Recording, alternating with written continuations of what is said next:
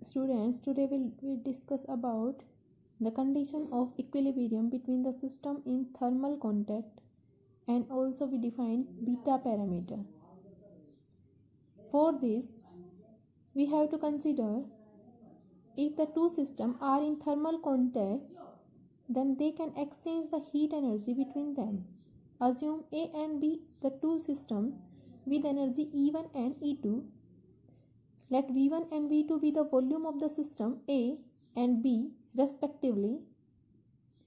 Then we can say that the total energy of the system will be energy of the system A plus energy of the system B, that is E is equals to E1 plus E2. The probability of the system will be maximum when they are in equilibrium. So the most probable state will depends on the number of microstates for a particular macrostate. Hence we can say that the probability of the system A having energy E1 will be depend on the number of microstates in A for a particular macrostate, that is thermodynamical probability. So we can denote this as W1 and can be write as probability of E1 is directly proportional to thermodynamical probability of E1, that is P of E1 directly proportional to W1 of E1.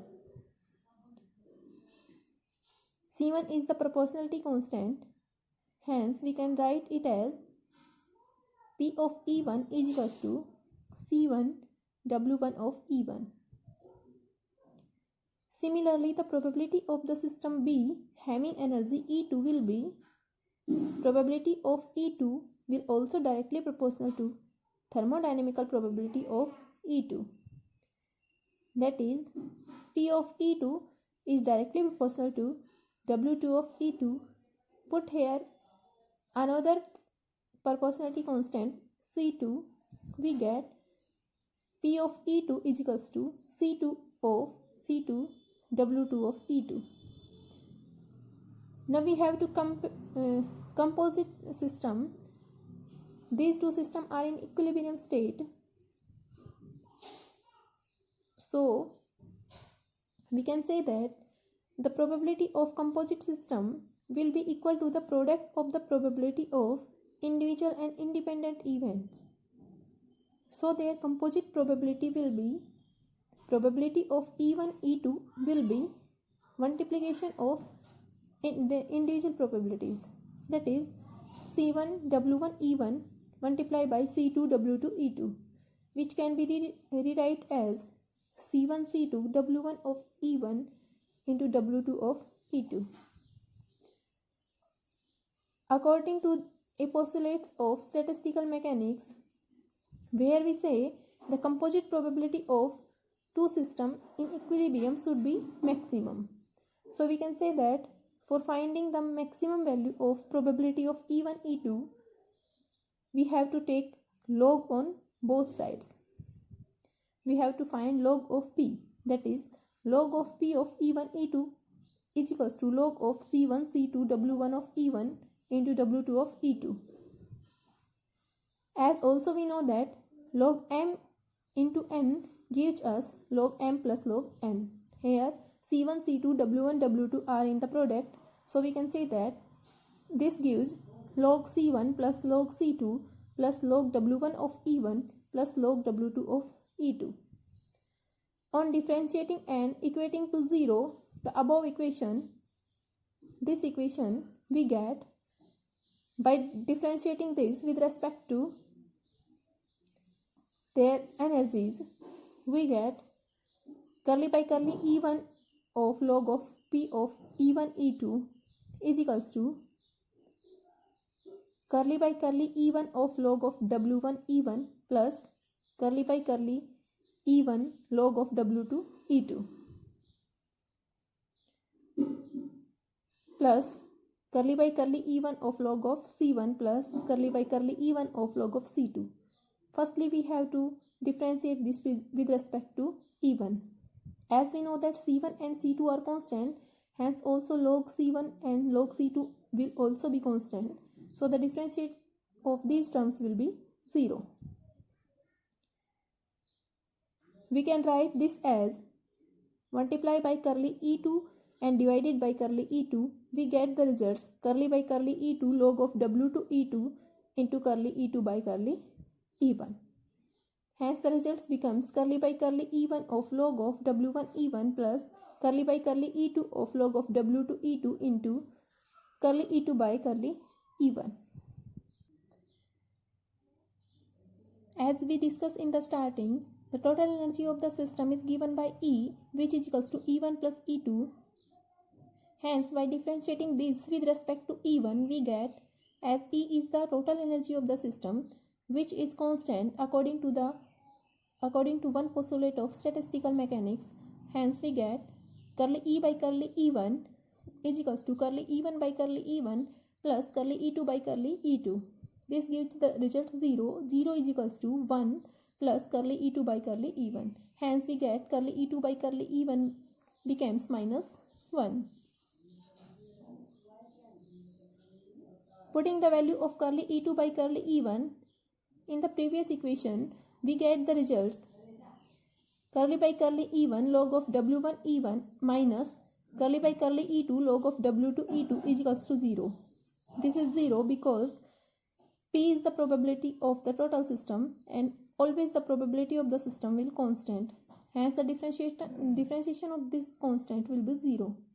Hence we get the results curly by curly E1 log of W1 E1 is equals to curly by curly E2 log of W2 E2. This is the required condition of equilibrium between two given systems which are in thermal contact with each other.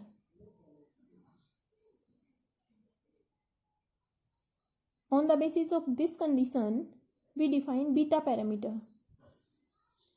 For the equilibrium of two systems, the function curly by curly E of log of W must be remains constant according to the one of the postulates of statistical mechanics.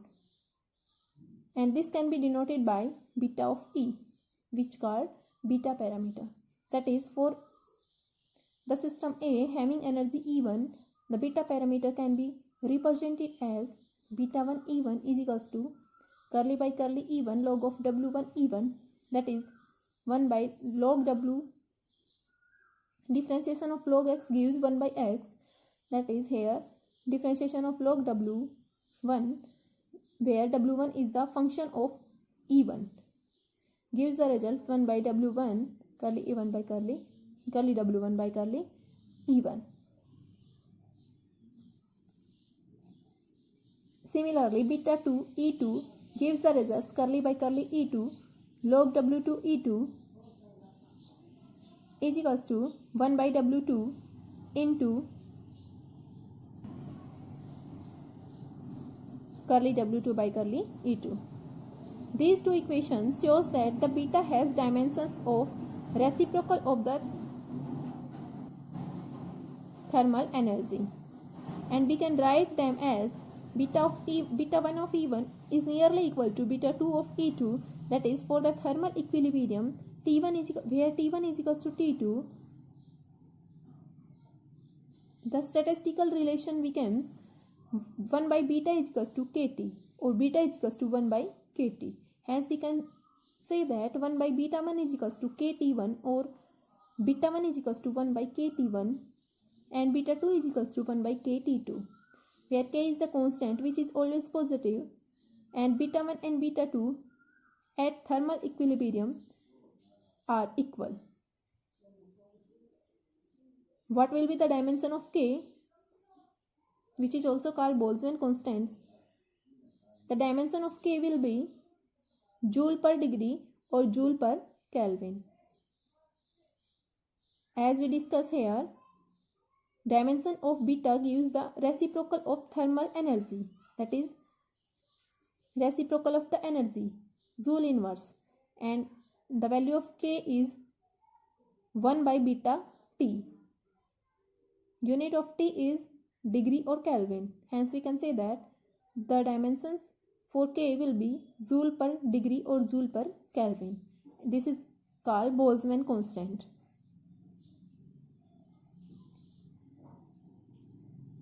You have to also read in the notes which are provided in the class.